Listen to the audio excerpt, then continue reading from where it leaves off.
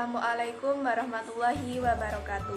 Perkenalkan, nama saya Yayu Budiarti, NIM 20030654021 dari kelas PSA 2020. Assalamualaikum warahmatullahi wabarakatuh. Perkenalkan, nama saya Nur Asya Asada dari kelompok 11 NIM 062 dari kelas PSA 2020. Sebelum saya menjelaskan mengenai apa itu larutan asam, basa, dan garam, saya akan menjelaskan terlebih dahulu apa itu materi, senyawa, dan campuran. Pertama ada materi. Materi merupakan sesuatu yang mempunyai massa dan dapat menempati sebuah ruang.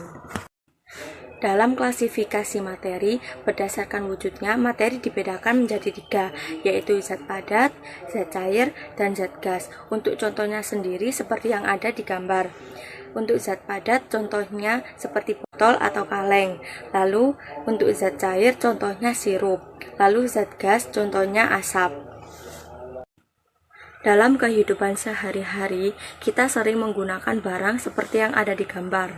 Nah, barang-barang tersebut merupakan contoh dari senyawa. Pengertian dari senyawa sendiri merupakan zat tunggal atau murni yang dapat diuraikan menjadi 2 atau lebih dari zat yang lebih sederhana dengan proses kimia biasa. Teman-teman tahu tidak apa itu campuran?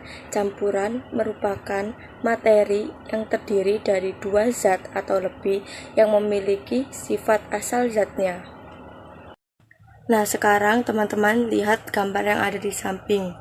Itu merupakan gambar susu coklat.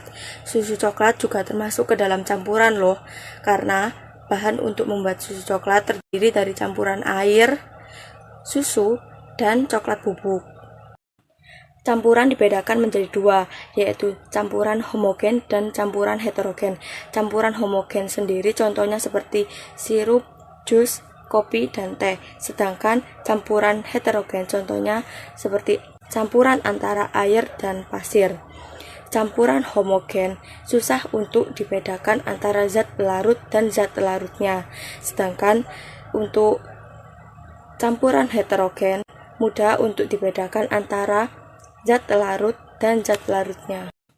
Untuk membedakan larutan asam, basa, dan garam, kita bisa menggunakan 2 indikator.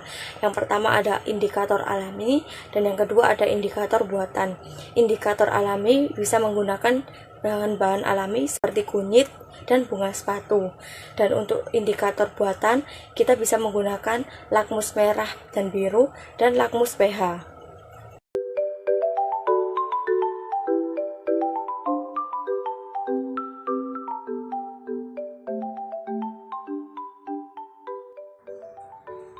Baiklah, untuk percobaan larutan asam, basa, dan garam, bahan dan alat yang kita butuhkan adalah yang pertama ada garam dapur, yang kemudian ada cuka, kemudian ada air putih, lalu ada obat MA atau di sini kita memakai Promax. Selanjutnya ada pengaduk atau sendok, kemudian sebagai wadah kita memakai cup agar-agar, dan terakhir sebagai pengukur indikatornya kita menggunakan kertas lakmus berwarna merah serta kertas lakmus berwarna biru. Untuk langkah pertama adalah menyediakan larutan air garam.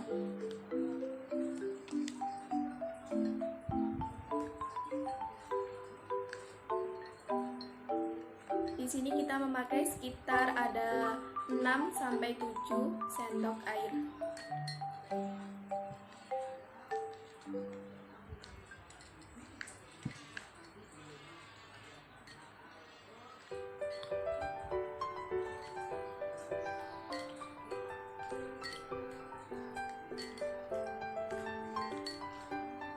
Setelah itu, masukkan garam kepada air. Secukupnya saja. Setelah itu, aduk larutan garam hingga tercampur dengan air.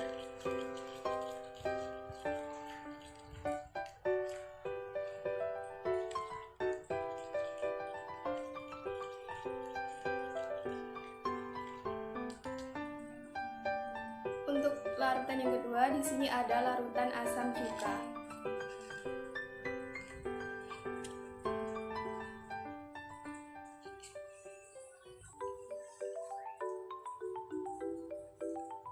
Setelah itu, yang terakhir adalah obat mah.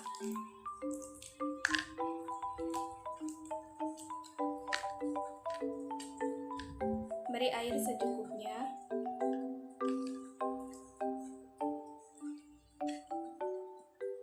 Di sini saya memakai sebanyak 3 sendok.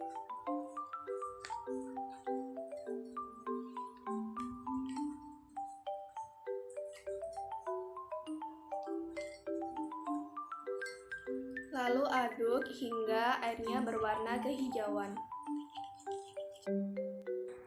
Langkah berikutnya adalah kita memasukkan kertas lakmus ke dalam 3 larutan yang telah disediakan. Tujuannya adalah untuk mengetahui apakah larutan dari air garam, air cuka, dan air obat mah dapat merubah warna dari kertas lakmus tersebut.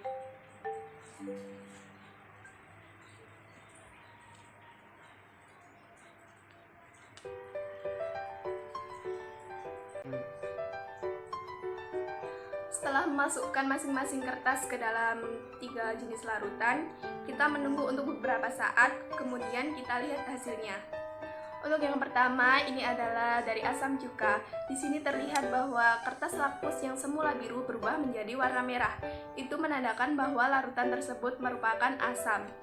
Sedangkan yang kedua, di sini kita memakai indikator kertas lakmus berwarna merah.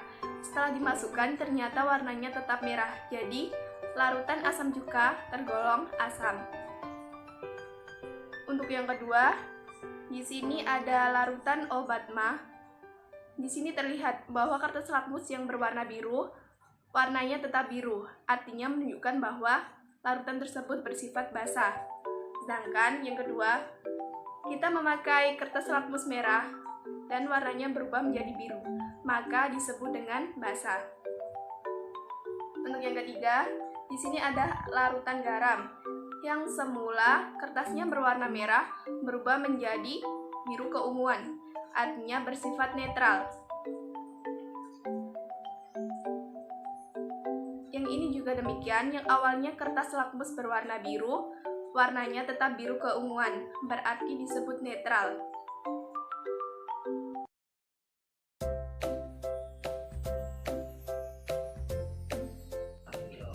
Baik teman-teman, setelah kita melakukan percobaan menggunakan lakmus merah dan biru untuk menentukan larutan asam, basa, dan garam, sekarang kita akan melakukan percobaan kembali untuk mengukur pH sebuah larutan. Alat dan bahan yang digunakan adalah yang pertama ada garam, yang kedua ada sendok untuk mengaduk, yang ketiga ada air untuk melarutkan, lalu ada obat mah, lalu ada 3 wadah untuk larutan yang berbeda, ada larutan cuka, dan yang pastinya ada lakmus untuk mengukur pH-nya. Baik teman-teman, kita akan melakukan percobaannya sekarang ya. Yang pertama, kita akan masukkan setiap bahan ke wadah yang berbeda. Sekarang kita akan memasukkan garam, jangan lupa kita tambahkan air.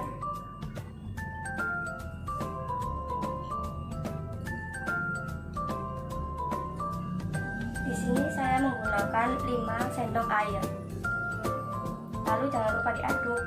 Yang kedua, kita akan menggunakan obat mah. Kita akan larutkan ini dengan air.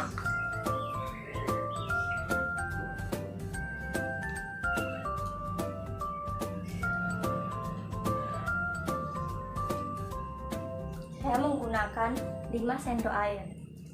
Lalu jangan lupa diaduk.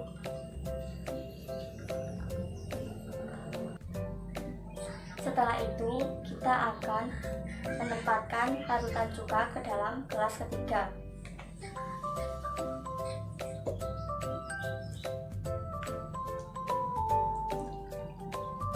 Baik, setelah semua gelas sudah terisi dengan larutan yang berbeda, kita akan meletakkan satu persatu lakmus untuk mengetahui berapa pH-nya.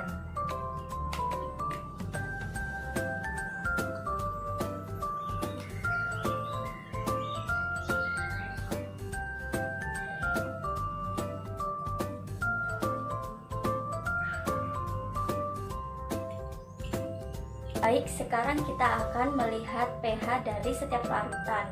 Kita akan mulai dari larutan garam. Caranya kita akan melihat warna terdekat yang ada di sini sesuai dengan ini.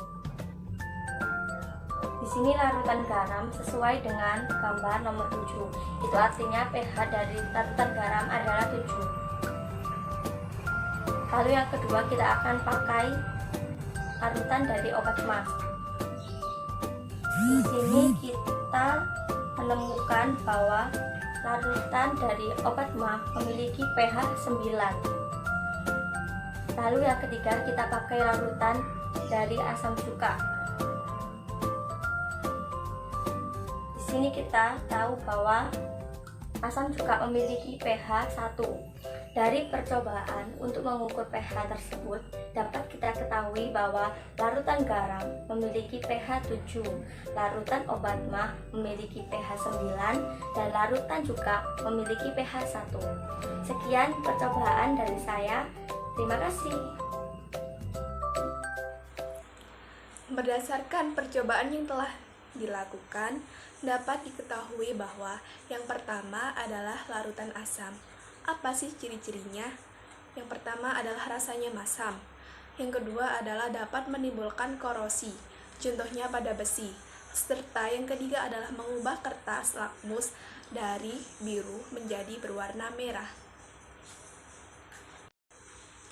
Yang kedua adalah larutan basah. Apa sih ciri-cirinya? Yang pertama adalah rasanya agak pahit. Yang kedua, terasa licin di kulit. Serta yang ketiga adalah mengubah kertas lakmus dari yang berwarna merah menjadi berwarna biru. Yang ketiga ada larutan garam. Apa sih larutan garam itu? Larutan garam adalah reaksi netralisasi yang terjadi antara dari asam dan basah, yang artinya asam ditambah basah, maka akan menghasilkan garam dan air. Untuk contoh reaksi kimia antara asam dan basah adalah HCl ditambah dengan NaOH yang menghasilkan NaCl serta H2O. Berdasarkan pembelajaran kita, dapat disimpulkan bahwa yang pertama ada namanya larutan asam. Larutan asam ditandai oleh pH kurang dari 7. Ciri-cirinya tadi adalah mengubah kertas lakmus dari biru menjadi merah atau kertas lakmus merah tetap merah. Contohnya ada air cuka serta air perasan jeruk. Yang kedua ada larutan basah.